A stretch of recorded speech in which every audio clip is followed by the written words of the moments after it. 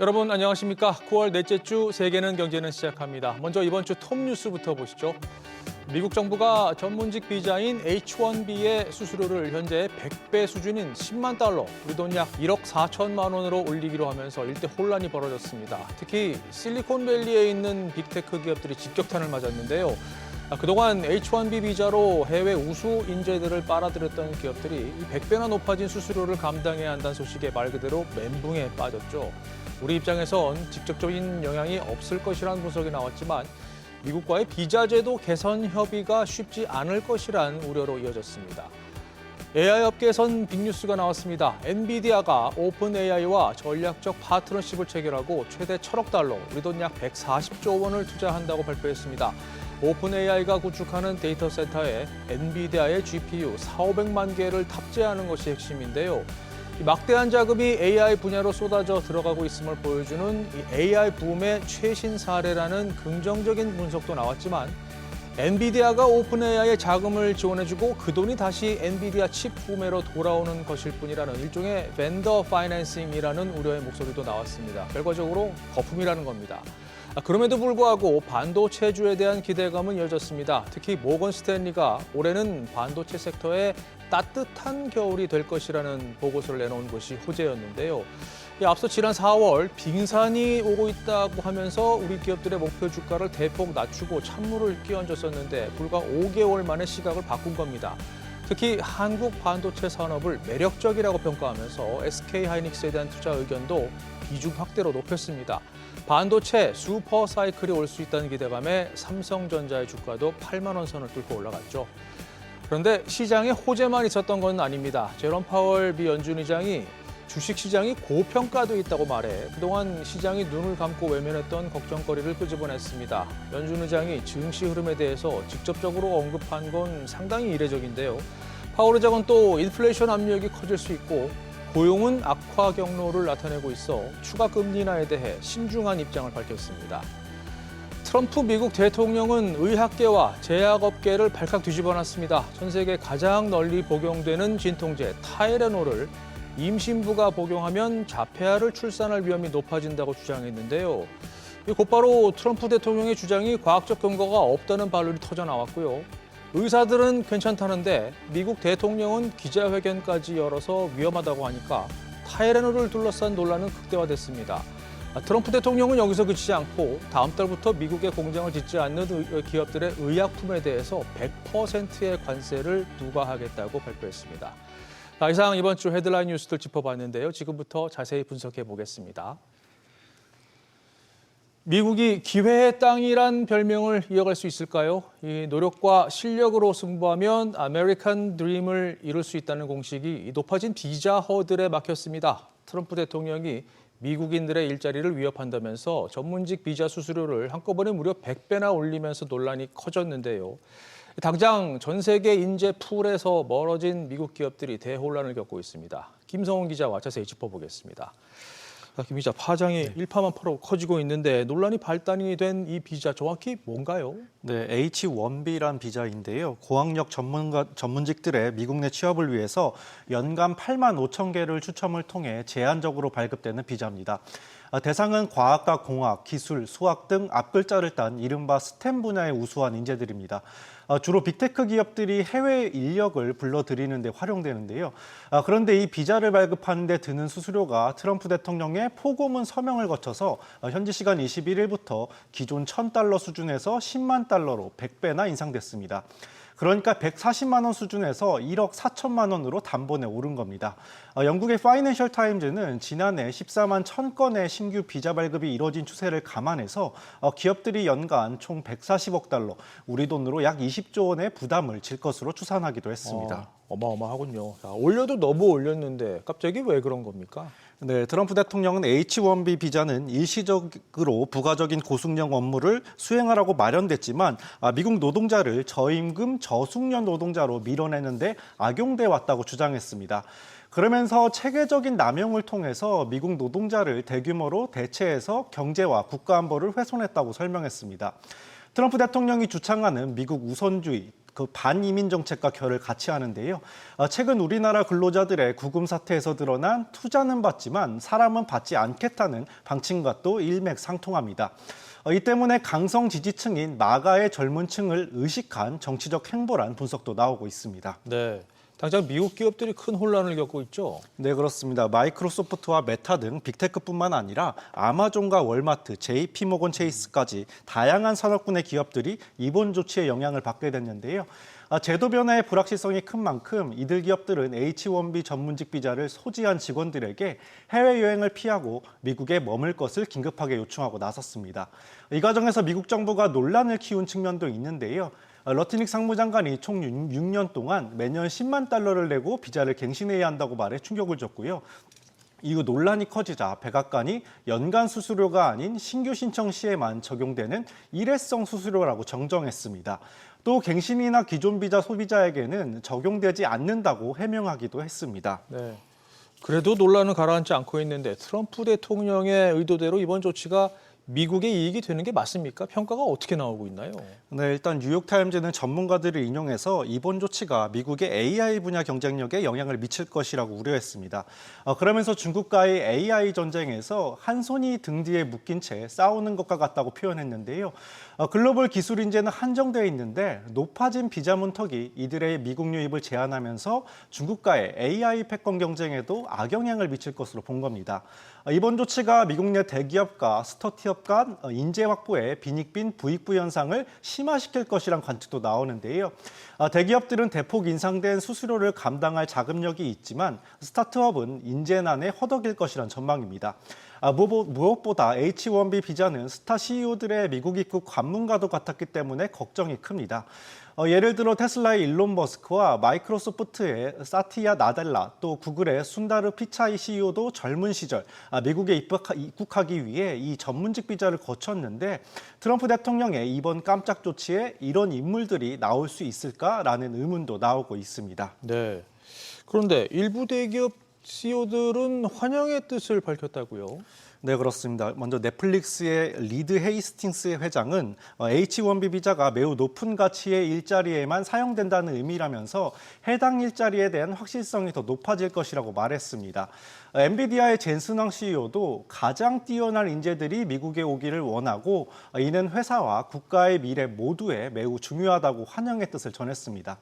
여기에 오픈 AI의 샘 올트먼 CEO 또한 과정을 간소화하고 재정적인 인센티브를 마련하는 것은 긍정적이라고 평가했는데요. 미 노동부에 따르면 H-1B 비자 신청자 중 절반가량은 비기술 과학 분야 근무자였고 신청자 중 약 30%는 10만 달러 이하의 연봉을 받는 것으로 나타났는데요. 이런 신청자들이 제도 변화로 비자 신청에서 멀어지면 대형 빅테크들이 반사이익으로 더 많은 고급 인재를 수혈할 수 있을 것이란 계산이 깔린 겁니다. 실제 트럼프 행정부는 제도 개편을 통해서 비자 신청이 쿼터를 초과할 경우에는 무작위 추첨 대신에 임금 수준별로 구간을 둬서 고임금 고승용 근로자를 비자 발급 시 우대해주는 방안도 추진 중입니다. 일각에선 이들 빅테크들이 중국 수출 문제와 대규모 AI 인프라 구축 프로젝트인 스타게이트 등으로 얽혀 있는 만큼 트럼프 행정부와의 관계를 의식한 발언이란 해석도 나오고 있습니다. 자, 이렇게 되면 다른 나라들에게는 오히려 인재 확보의 기회가 될 수 있지 않을까 이런 생각도 드는데요. 네, 먼저 미국과 기술 패권 경쟁을 벌이고 있는 중국은 다음 달 1일부터 과학과 기술 분야 등의 젊은 외국인 인재를 대상으로 새로운 비자를 발급할 예정인데요. 이 비자를 받은 젊은 외국인 인재는 취업과 무관하게 입국과 단기 체류 그리고 연구 창업 활동이 가능해집니다. 영국의 경우에는 미국과는 반대로 전문직 비자 수수료를 폐지하는 방안을 검토하고 있습니다. 아랍에미리트 등 자금력을 갖춘 중동 국가들도 비과세 혜택과 생활 지원 등을 어필하면서 우수 인재들을 향해서 러브콜을 보내고 있는 상황입니다. 네. 그렇다면 우리나라에는 어떤 영향이 있을까요? 네, 일단 우리 기업들은 주지원용 L1 비자나 단기 상용 B1 등 다른 비자를 주로 활용하고 있어서 직접적인 영향은 제한적이라는 분석입니다. 하지만 조지아주 공장 구금 사태를 계기로 우리 정부는 한국인 전용 취업 비자를 새로 만들거나 일정한 H-1B 비자를 할당하는 방안 등의 협의를 모색하고 있는데요. 미국 측이 수수료 증액 등을 요구할 가능성이 커졌다는 분석도 나옵니다. 미국은 전문직 비자에 그치지 않고 오는 30일부터는 관광과 출장 등의 목적으로 최대 90일간 무비자로 입국할 수 있는 전자여행 허가제, 이스타의 수수료도 현행 21달러에서 40달러로 2배 가까이 올릴 예정이고요. 또 기존 H-1B 비자를 악용한 기업들에 대한 진상조사에 나서는 등 고삐를 더 재고 있어서 미국의 비자 수수료 인상 파장은 당분간 이어질 전망입니다. 네, 알겠습니다. 김성훈 기자 잘 들었습니다. 다음 이슈입니다. 반도체 시장에 슈퍼 사이클이 온다. 이번 주 우리 증시 기대감이 커졌죠. 반대로 뉴욕 증시에선 AI 거품론도 수면 위로 다시 떠올랐는데요. 엔비디아의 오픈 AI에 대한 통 큰 투자가 뭔가 찜찜하다는 분석이 나오면서 기대와 우려가 엇갈렸습니다. 자, 이 내용은 임선우 캐스터와 분석해 보겠습니다.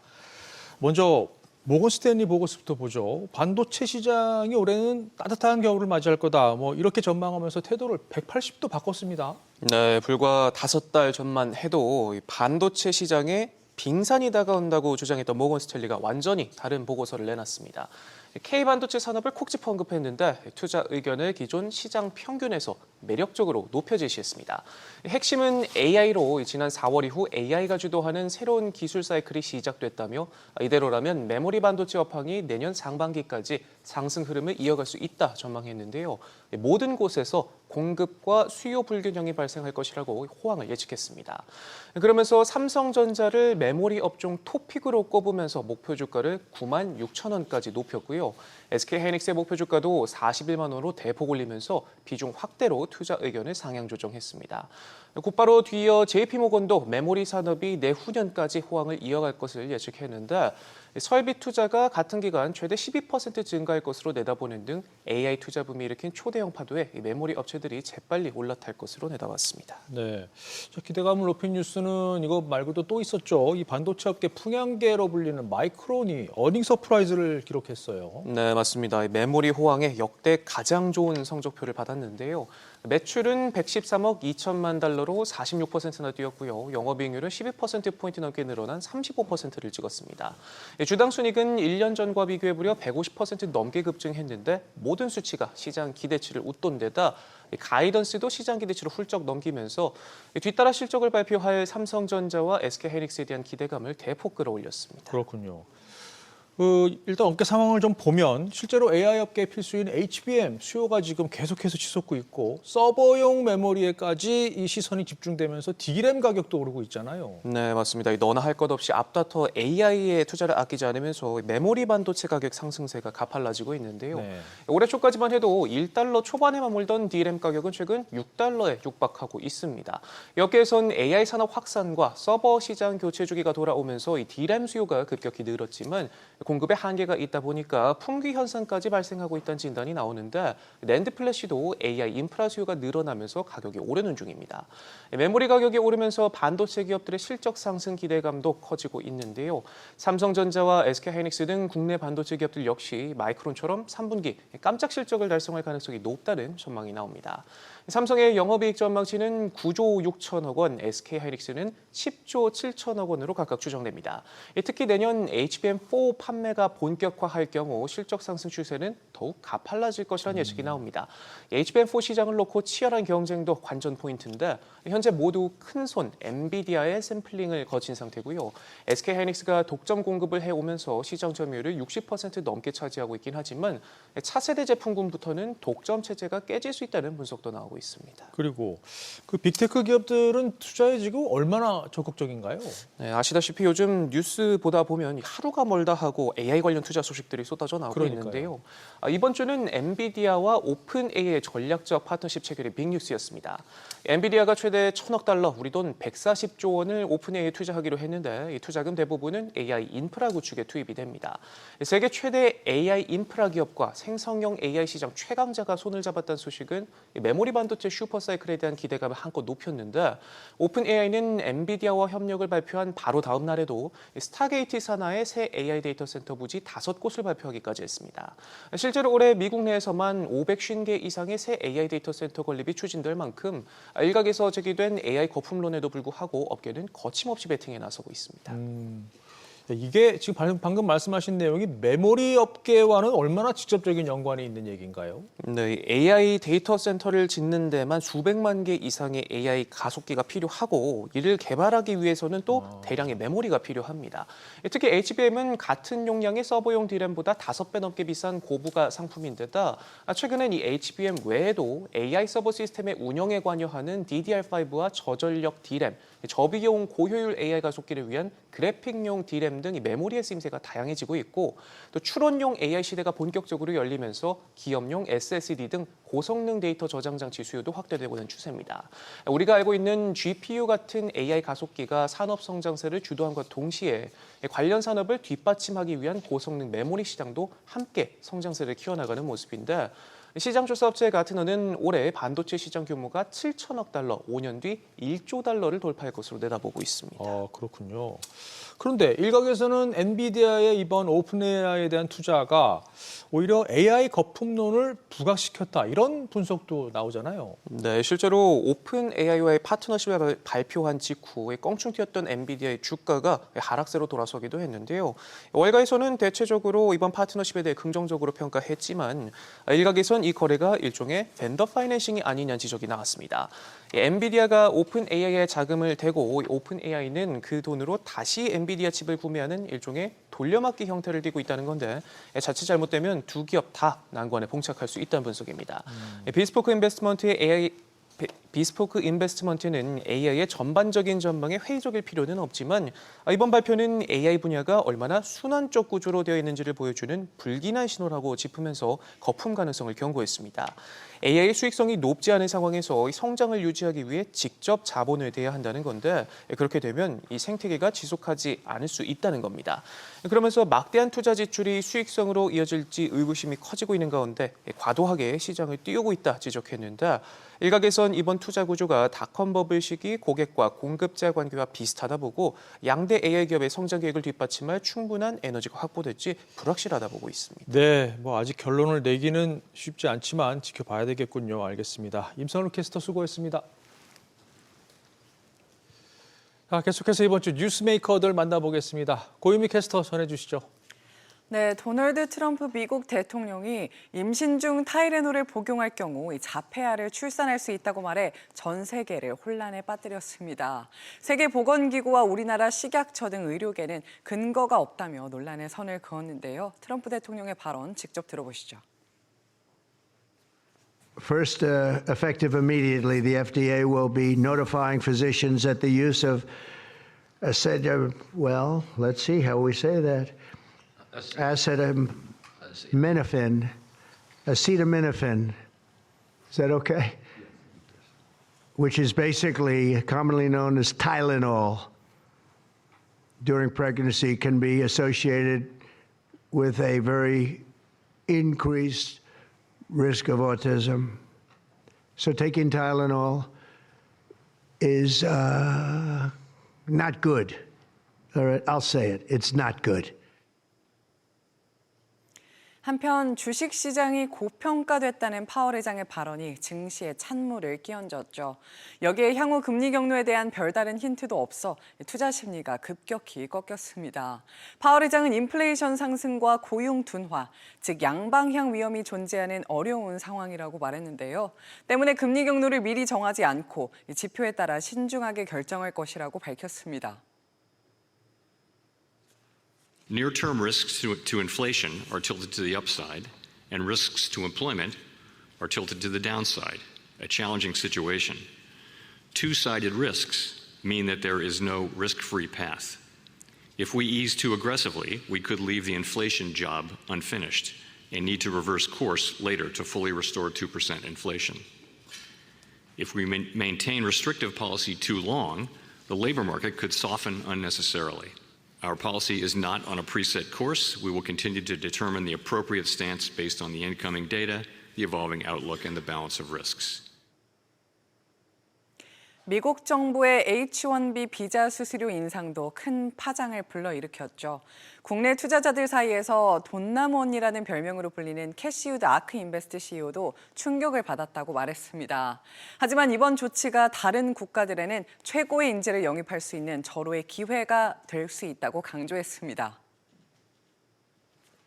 Well, I think this is part of a much broader negotiation, particularly with India in mind. Those negotiations have not finished. And of course, this is very important to India. I think that our tech executives understand that this is a part of a broader negotiation. I think the suddenness, the Friday announcement, and the lack of clarity threw a lot of people, including us. Other countries should be looking at this as an opportunity to attract the best and the brightest. As I said, I don't think this is long-term for the United States, but seize the moment. 이번 주에는 다소 지지부진한 모습이었지만 뉴욕 증시는 최근까지만 해도 연일 사상 최고치를 갈아치우는 등 가파른 상승세를 보였죠. 가상자산업계의 거물로도 알려진 마이크 노보그라츠 갤럭시 디지털 CEO는 앞서 시장이 지나치게 들떠 있다고 지적했는데요. 여기서 더 오를 수도 있겠지만 지금이 강세장의 마지막 단계일 수 있다고 경고했습니다. We are in a euphoric moment in stocks. And there is a lot of excitement all around this AI theme. And so I think you've got a market that's nervous. That doesn't mean it's not going to go a lot higher, right? The last leg of great bull markets always surprises people on how powerful it can be. And I'm not saying this is the last leg, but it very well could be.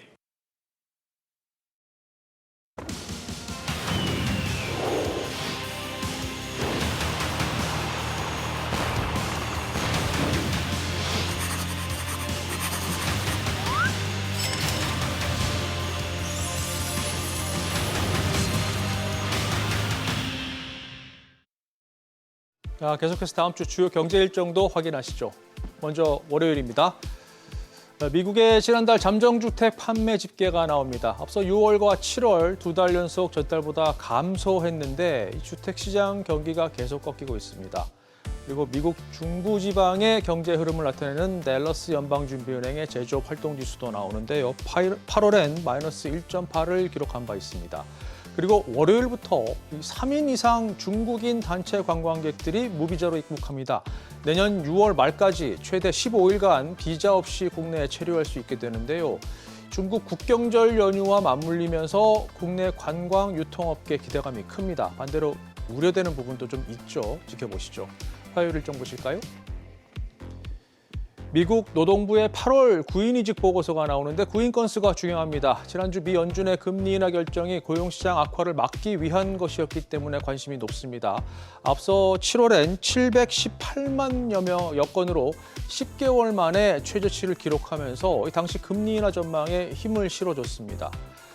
컨퍼런스 보드가 발표하는 소비자 신뢰지수도 고용시장과 연결돼 있는데요. 8월 수치는 취업 전망이 악화하면서 97.4를 기록해 예상치를 밑돌았습니다. 자, 9월 수치는 어떨지 확인하시죠.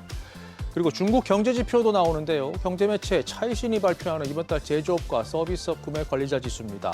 참고로 8월 수치는 둘 다 확장세가 커지는 모습이었습니다. 우리나라의 지난달 산업활동 동향도 발표됩니다. 생산과 소비, 투자 모두 개선되는 트리플 증가세가 이어졌을지가 관건입니다. 뉴욕 증시에선 주목되는 실적 발표도 예정돼 있는데요. 장 마감 뒤에 나이키가 지난 분기 성적을 공개합니다. 계속해서 수요일 일정입니다. 자, 10월의 첫날 우리나라의 무역 수지가 발표됩니다. 최근 수출이 증가세를 이어가는 가운데 관세 때문에 대미 수출이 관심입니다. 이달 20일까지의 수출액 집계를 보면 다행히 대미 수출도 플러스로 돌아선 모습이죠.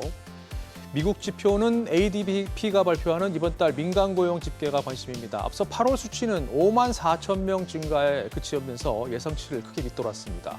그리고 미국 공급관리협회 ISM의 이번 달 제조업 구매자 관리자 지수 중요하죠. 8월에도 기준선인 50을 밑돌았는데 이게 6개월째 위축 국면에서 벗어나지 못했습니다. 그리고 이 밖에 유로존의 이번 달 소비자 물가 예비치도 나옵니다.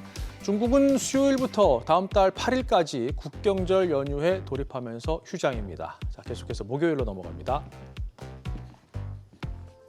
우리나라의 이번 달 소비자 물가가 주목되는데요. 이 8월 상승률은 전년 대비 1.7%로 9달 만에 최저치였습니다. SK텔레콤의 통신료 할인 때문인데 9월 수치는 다시 2%대로 올라갈 가능성이 있습니다. 이 밖에 유로존의 지난달 실업률도 확인하시고요. 마지막 금요일 일정입니다. 다음 주 시장이 가장 촉각을 곤두세우고 있는 지표가 나옵니다. 미국 노동부의 9월 고용 보고서인데요. 이 비농업 취업자 수가 관건인데 앞서 7월에 기존 수치가 대폭 수정되면서 충격을 줬고 8월에도 예상치에 크게 미치지 못하면서 2달 연속 고용 쇼크가 이어졌죠. 실업률은 4.3%까지 올랐습니다. 이 밖에 ISM이 발표하는 이번 달 서비스 PMI도 확인하시고요. 우리 증시는 아시다시피 금요일 개천절을 시작으로 여러분이 기다리시는 긴 추석 연휴에 들어갑니다. 이상 다음 주 주요 경제 일정 짚어봤습니다.